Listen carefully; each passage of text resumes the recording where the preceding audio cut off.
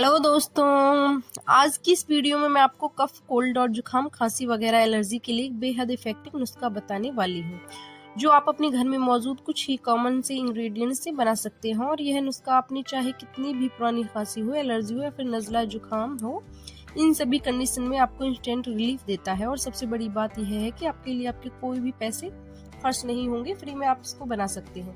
तो चलिए शुरुआत करते हैं जानने की इसमें कौन कौन से इंग्रेडिएंट्स आपको चाहिए, इसे कैसे तैयार करना है और किस तरीके से इसको आपको लेना है। तो दोस्तों, आज के इस नुस्खे में सबसे पहला इंग्रेडिएंट्स है जो है कि तेज पत्ता।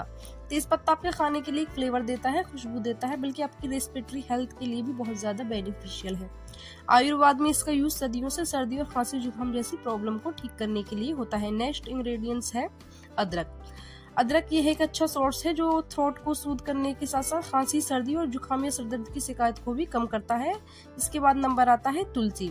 तुलसी के पत्तों का जो कि इम्यूनिटी का एनहांस बढ़ाते हैं और साथ साथ खांसी, सर्दी के लिए भी रामबाण इलाज माने जाते हैं। इसके अलावा इस नुस्खे में हम लेंगे दालचीनी और लौंग, जो कि एंटी माइक्रोबिट से लेस होते हैं। स्टडीज बता दी है कि लौंग और दालचीनी जो है यह रेस्पिरेटरी इन्फेक्शन यानी हमारा हलक सांस की नाली, साइंस और फेफड़ों के इन्फेक्शन से लड़ती है और काफी अच्छे रिजल्ट इससे आपको मिलते हैं।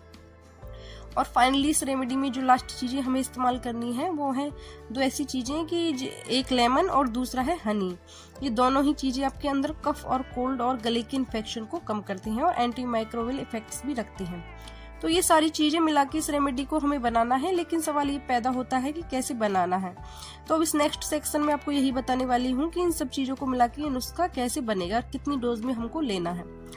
पहला इंग्रेडिएंट्स के बारे में जानने के बाद अब आइए बात करते हैं इस नुस्खे को कैसे बनाया जाए। तो इसको बनाने के लिए आपको क्या करना है, सबसे पहले 6 पत्ते ले लीजिए तेज पत्ते के। इन्हें धोकर छोटे छोटे टुकड़ों में आप तोड़कर एक जगह रख लीजिए। अब आप एक छोटा सा पीस लीजिए लगभग 1 इंच के आसपास अदरक का, और इसको आप भी छील लीजिए और बारीक काट लीजिए।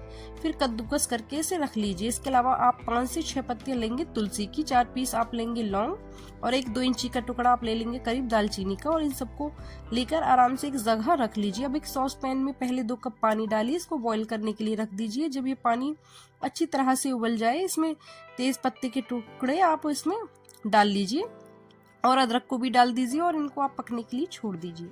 जब 2-3 इसमें बॉईल आ जाए और अच्छी तरीके से आपको लगे कि ये चीजें पकने लगी हैं, तो इसको आप थोड़ा सा स्लो कर दीजिए आंच को, और इसके अंदर 5-6 पत्ते तुलसी के, दालचीनी के टुकड़ा जो आपने लिया था वो लौंग भी आप इसमें डाल दीजिए और इस सॉस पैन को आपने ढककर रख दीजिए। थोड़ा सा साइड से छोड़ दीजिए ताकि इसका जो भाप है वो बाहर निकलती रहे। इसके बाद इन सभी चीजों को आप अच्छी तरह से पकने दीजिए, और जब यह पानी आपका पकते पकते करीब आधा रह जाए तो इसको आप छानकर एक कप के अंदर निकाल के रख लीजिए।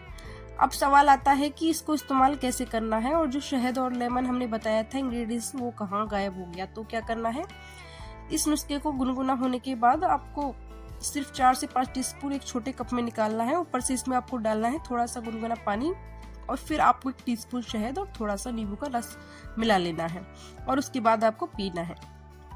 वैसे अगर आप डायबिटीज मरीज हैं तो ऐसे में शहद मत डालिए, आप इसको ऐसे ही ले सकते हैं।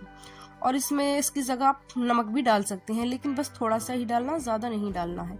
नमक एक ऐसी चीज है जिसका ध्यान रखिएगा कि यह है कि शहद को आपको तेज गर्म पानी में नहीं मिलाना है गुनगुना होने के बाद, और जो पानी आप डालेंगे वो भी गुनगुना ही होना चाहिए, और तभी उसी में आपको इसको मिलाना है, तेज गर्म में नहीं मिलाना है। डोज की बात करें तो बड़ों के लिए तो आपको 4 से 5 टीस्पून लेकर इसमें थोड़ा सा गुनगुना पानी मिलाकर आपको इस्तेमाल करना है। 12 से 15 साल के बच्चों को अगर आप देना चाहते हैं तो 2 से 3 चम्मच आप दे सकते हैं, और 8 से 10 साल के बच्चों को अगर देना चाहते हैं तो उसमें सिर्फ आपको 1 टीस्पून ही देना है, और दिन में 3 टाइम देना है, और हमेशा इसमें थोड़ा सा पानी मिलाकर ही देना है। जो काढ़ा आपका बचेगा, क्योंकि थोड़ा सा ही आपने इस्तेमाल किया है, उसको आप ठंड के टाइम में तो ऐसे ही रूम टेम्परेचर पर छोड़ सकते हैं, और अगर आप गर्मी के मौसम में इसको बना रहे हैं तो फ्रीज में इसको आप रख लीजिए। इससे क्या होगा, आपका ये खराब नहीं होगा, और जब भी इस्तेमाल करना हो तो इसको हल्का सा गर्म कर लीजिए और इस्तेमाल कर लीजिए। तो दोस्तों, बस इतना सा ही था इस काढ़े का बनाने का प्रोसेस। बहुत ही आसान है नुस्खा। ये कफ, कोल्ड और एलर्जी की कंडीशन में आप पीना बहुत ही ज्यादा फायदेमंद होता है, और आप इसको ट्राई कीजिए और देखिए कि कैसे मिनटों में चुटकी बजाते ही आपकी खांसी, जुकाम, इससे आपको रिलीफ मिलना शुरू हो जाएगा। अब सवाल आता है कि कितने दिनों तक इसको इस्तेमाल करना होगा। तो यह आपको आमतौर पे 2 से 3 दिन में ही आपको जो आराम मिलना शुरू हो जाता है। इसको आप चाहें तो लगातार 5 से 7 दिन तक भी ले सकते हैं।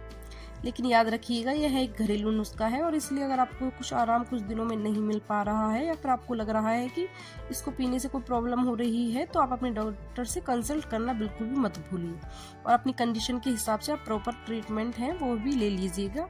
और हाँ, अगर कोई प्रेग्नेंट लेडी है तो उसे यह नुस्खा नहीं लेना है। अगर किसी का हाई ब्लड प्रेशर की प्रॉब्लम है या ऐसे इस नुस्खे को यूज नहीं करना है। वैसे अगर आपको ये वीडियो पसंद आई है, नुस्खा अच्छा लगा है तो वीडियो को लाइक कीजिए, शेयर कीजिए और मिलते हैं नेक्स्ट वीडियो में। तब तक के लिए स्वस्थ रहें और खुश रहें।